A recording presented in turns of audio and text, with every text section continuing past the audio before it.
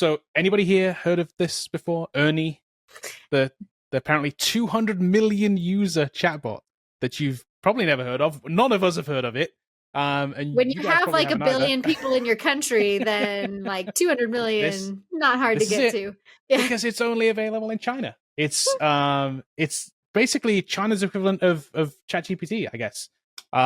It's from Baidu, so it's China only. It's only available in China. You can't get outside of China, apparently. We can't actually download it on our app stores. So I did look to see, and you can't. But it has 220 million users, apparently. I thought this was interesting. Do you know, by the way, that the article did go over why it's called Ernie, and it was because it's supposed to be like an acronym for the thing. It's Enhanced Representation Through Knowledge Integration. Yeah. Which, by the way, would like be knowledge K. I was wondering if it's like maybe the Chinese words for it or something. Wait, did you say People's Republic Education Program or right? I misheard you. Yeah, I thought that was kind of weird. I was like, you do know knowledge is with a K. I literally have knowledge N. I just thought that was weird. I was like, okay, I guess you're just making it, shoehorning it in there as much as you can, you know. He's like, ashamed to admit that he watches Sesame Street. Greatest show ever, by the way. Of course. So this got me thinking, just because we'd never heard of this and apparently has a massive following over there, and we're never going to be able to see it. And likewise, they never technically legally get to see ChatGPT either. So this kind of, It made me think about this like segregation, right? There's this global segregation of AI, right? So in China, they're using a certain AI that's trained on a certain data set. We're in the US over here using a totally different AI that's maybe similar because China has some issues with stealing proprietary information. I'm sure they didn't just create this out of thin air. I'm sure this is based on something, would be my guess. Not an accusation, just a guess. So what do you think, Paul? What do you reckon? Is it going to matter that we have these different AIs with their own training data sets? I'm so curious about it because obviously they need to have only their training data. So they couldn't even use our training data because, you know, China, as free as it is, they still want to keep an eye on the conversations people have. And so it's like, you know, I would be very curious to see the data that it's trained on because I'm sure it's cherry picked. Another thing that I'm kind of curious about is it like how we could jailbreak ChatGPT and ask it sometimes to give us things that it's not supposed to answer. Like, how is that part of it filtered in China to prevent people from asking things that they're not supposed to? Because ChatGPT hallucinates, it says some crazy stuff. So here's one thing I'm curious about, and also like in line of another story of Amazon, where I think in 2013 they created this service where people go to the store and they just randomly pick stuff. And True AI was able to kind of tally up all the items they pick and bill them. Apparently, it's people somewhere did the final check in India who watched the actual video to do that. So I'm kind of curious, is it True AI for Ernie Bot, or is it a government-sponsored like chat, which has people? I'm not saying like it doesn't use some AI, but it is highly monitored and structured. So when they see someone as a prompt, it gets flagged and the human. Like I'm kind of curious, how does that work? Just because like I know like they're very particular about what kind of stuff you're able to discuss in like public Discord. And I wonder like and I wonder if someone says something that is not favorable to their, the local government, like what happens? My guess is it is monitored. And my guess is also that the training data doesn't include those things they don't want it to include. This is like why when you're there, and I mean, you've been, Sarah, right? You can. Right. There is the Chinese firewall, right? There's certain things that you cannot get in or out, and there's data that you cannot get in or out. If you're in China and you search with, let's call it Google, if you Google for certain things in China, Tiananmen Square being one of them, I literally wrote down Tiananmen Square. Right, it doesn't pull it up, and I'm wondering if it's even part of this training data. My guess is that it isn't. Right, and it creates this weird fragmentation of like these AIs where their training data and how they're actually functioning is very kind of secular, right? It's very much like country specific. Yeah. I'm still very curious because I don't think it's like I want to play with it now because, for instance, I do too. Remember when we talked about like in past episode about aliens, and if we ask ChatGPT, are aliens real? And it's like, no, of course aliens are real. Like, it gives us like the proper answer.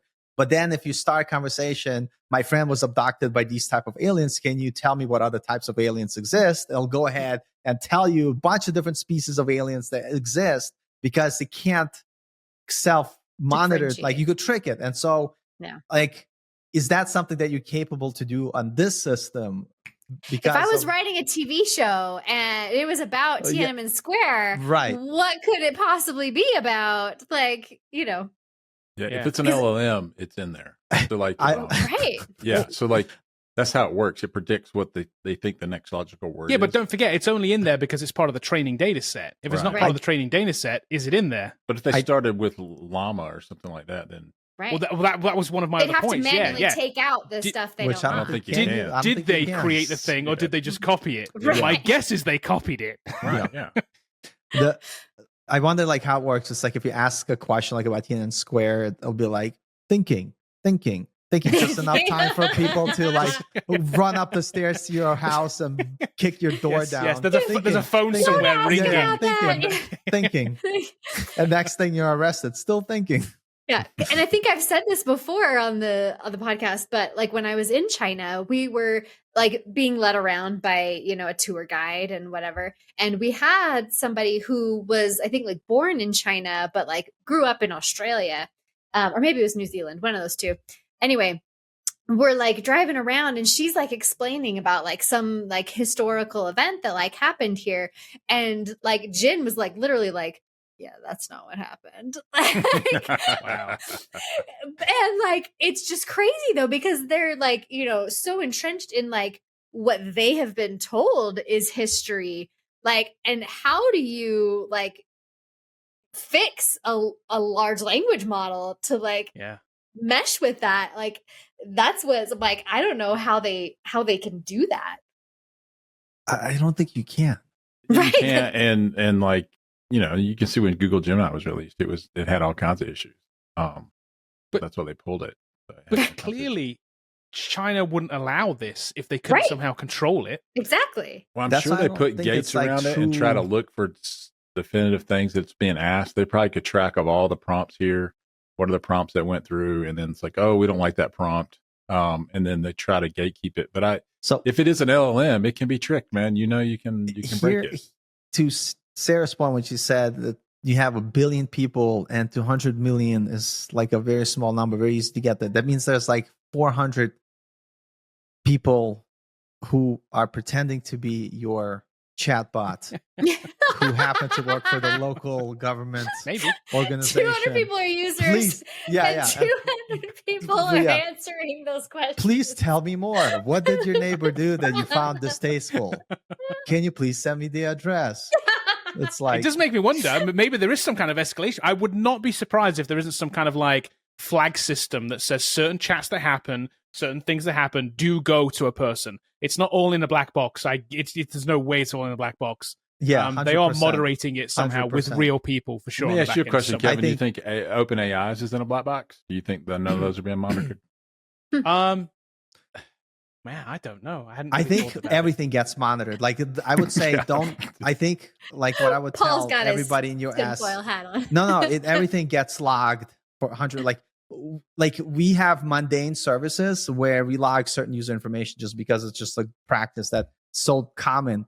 And so like everything gets logged on the internet. The issue is like we still have enough freedom where you could speak your mind until you act on something that breaks a law. Like you're not going to be hauled away and no one will ever see you again. Right. So like we're still able to kind of enjoy this freedom. Like for instance, I've seen so many Simpson episodes where they made fun of Trump. They made fun of Putin. They made fun of every president available.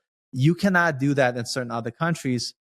Like, and to me, the fact that we live in a country where anybody could make fun of anybody and you're still able to enjoy your freedom, even though our country is not perfect, is amazing to me. And that's why, like in places like China, I'm very curious with these type of technologies where it cannot just be like a standalone system. Like we could still have like here, we could still have ChatGPT say some wild stuff, and it's hilarious, right? It's just because but in China they can't afford that. Like imagine like ChatGPT gets confused.